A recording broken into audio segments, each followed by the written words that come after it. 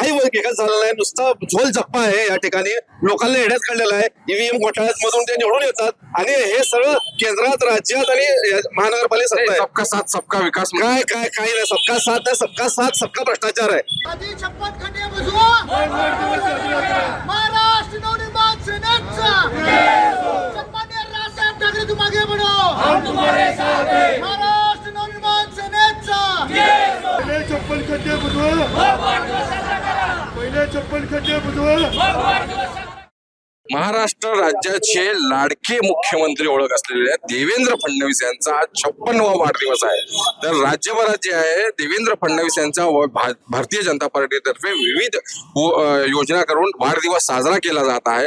तर सोलापुरात महाराष्ट्र नवनिर्माण सेना यांनी देखील एक अनोखा वाढदिवस साजरा केलेला आहे की देवाभाऊंचे 56व्या वर्षात पदार्पण. पालिका प्रशासनाने हे 56 खड्डे बुजवून करावे लोकार्पण.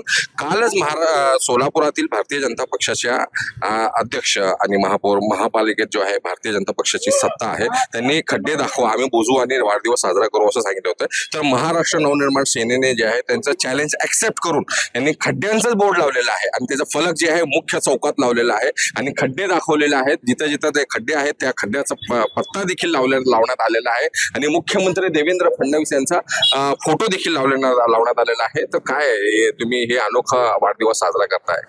कसं आहे की महाभारतात लिहिलेलं आहे की श्रीकृष्णाला 56 भोगाचा नैवेद्य दिला जातो. पण आज देवाभाऊंच्या 56व्या वाढदिवसानिमित्त या देवाभाऊंच्या सहकारी प्रशासनाने व भाजपा नगरसेवक असतील, महापौर असतील किंवा तुम्ही म्हणता ते शहराध्यक्ष असतील, यांनी आम्हाला 56 खड्ड्याचा भोग आमच्या नशिबी आणून ठेवलेला आहे. इथं सोलापुरात प्रातिनिधिक स्वरूपाचा 56 वाढदिवसावर आम्ही फक्त 56 खड्ड्याचा फोटो लावलेला आहे. असे 560 खड्ड्यापेक्षा जास्त खड्डे आहेत. आमची एकच इच्छा प्रामाणिक आहे की देवाभाऊंचा 56वा वाढदिवस आहे, पुढच्या वर्षी 57वा वाढदिवस येईल.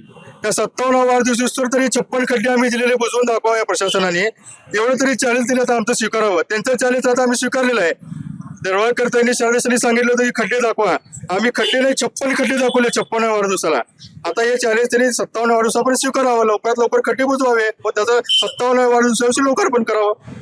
फक्त सोलापुरातच खड्डे आहेत का महाराष्ट्रातल्या विविध शहरात खड्डे आहेत? हे आमच्यापेक्षा तुम्हाला जास्त माहिती आहे. आता सध्या सगळीकडं भ्रष्टाचार, खड्डे, फोडाफोडी याच्याशिवाय दुसरं काय राहिलं काय? आणि हे जे नीट परीक्षेचा विषय चाललाय, हा तो विद्यार्थ्यांची जी हाल परिस्थिती चालली आहे सध्या, हे सगळं बघून जनता पूर्णपणे जनतेचा जे प्रकारे सूड घेण्याचा प्रयत्न या सरकारतर्फे झाला, तर ह्याच्या पुढे जनता सूड घेतल्याशिवाय राहणार नाही असं मला वाटतं. म्हणजे तुम्ही आता हे खड्ड्यांचा ऍड्रेस दिलाय, नीलम नगर आहे, माधव ओरिजिनल नगर आहे, ओरिजिनल पत्ता आहे आणि ओरिजिनल खड्डा आहे. कधीचे ज्या वेळेला खालचे ते त्याने ज्या वेळेला आपल्या पत्रकार बांधूंनी प्रश्न विचारला होता, ही खड्डे बुजवणार का 56 अब तक 56 असं सुद्धा मीडियाद्वारे आपण बघितलं होतं. मग त्यानुसार आपण ठरवलं की बाबा यांना खड्डे आपण 56 तर दाखव. तसे तर हजारो खड्डे आहेत सोलापूरमध्ये आणि फक्त खड्ड्यापुरतं मर्यादित विषय नाही. हे खड्डे म्हणजे त्यांचे भ्रष्टाचाराचे किस्से आहेत आणि हे जनतेला पूर्ण समजले जातात. काय म्हणालो मी की हे फक्त खड्डे नसून त्यांच्या भ्रष्टाचाराचे किस्से आहेत. जर 2 महिन्यात जर रस्त्याची ही अवस्था असेल तर काय भ्रष्टाचार झाला हे जनतेला आता कळून चुकलेलं आहे. त्यामुळे जनता फक्त हे खड्डे बुजवून त्याने जनतेला हे करावं, जरा काय म्हणते त्याला सुसह्य करावं असं माझं. महिला आहेत, महिला काय सांगाल तुम्ही? हे जे तुम्ही बॅनर लावलेला आहे मनसेतर्फे, खड्ड्यांचा बॅनर लावलेला आहे, शहरातील अशोक चौक असेल, दत्तनगर असेल, गोंधळी वस्ती, बोरामण नाका, गवळी वस्ती, विविध ठिकाणी खड्ड्याचा फोटो लावलेला आहे. आणि मुख्यमंत्री देवेंद्र फडणवीस, महाराष्ट्र राज्याचे लाडके मुख्यमंत्री देवेंद्र फडणवीस यांचा बॅनर ते खड्ड्यांचा फोटो लावत आहे. 56वा वाढदिवस जे त्यांनी साजरा करायला, तो वाढदिवस साजरा करण्यापेक्षा खड्डे बुजवावं एवढीच आमची सोलापूरकरांची नम्र विनंती आहे. तुम्ही हे खड्ड्यांचा फोटो लावलाय. आता चालू पावसाळा आहे सोलापूरमध्ये, आता 2-3 दिवस झाले पाऊस पडत आहे. ह्या चालू पावसाळ्यात हे तुम्ही पुरावा निश्चित आपण बघाल की पाऊस पडल्या सगळ्या खड्ड्यामध्ये पाणी दिसू लागलंय. तुम्ही वाटलं सर महापौराने हे आम्ही महापौराला पाठवलेलं आहे, अत्यनिशय महापौराला पाठवले. महापौराने त्यांचे सर्व नगरसेवक घेऊन त्या प्रमाणे जाऊन ते पहिला खड्डे बघावं. मग महापौरांनी सोलापूर जनतेला आश्वासन द्यावं की जिथं खड्डा दिसेल आम्ही बुजवू म्हण. आणि प्रभागामध्ये नगरसेवक तुमचे, सगळीकडे सत्ता तुमची, तुम्हाला एक साधं खड्डा बुजवता येत नाही. शाळेचे दिवस आहेत, शाळकरी विद्यार्थी खड्ड्यातून जाताना सायकलून पडून विद्यार्थी अपंग व्हायला लागले, जखमी व्हायला लागले, वृद्ध लोकांना त्रास व्हायला लागलाय. तरी महापौर झोपलेला आहे, उपमहापौर झोपलेला आहे, इथलं प्रशासन झोपलेलं आहे, मुख्यमंत्री झोपलेला आहे, पंतप्रधान बाहेर देशात जाऊन झोपलेला आहे. त्यामुळे मी महाराष्ट्र नवनिर्माण सेनेचे एवढं सांगतो, तुम्ही जर या खड्ड्याकडे जर दुर्लक्ष करत असाल तर महाराष्ट्र नवनिर्माण सेनेचे तुम्ही तीव्र आंदोलन करून ह्याच्यापेक्षा मोठं तीव्र आंदोलन करू, आम्ही ह्याचा निषेध करू. काय तुम्ही काय सांगा?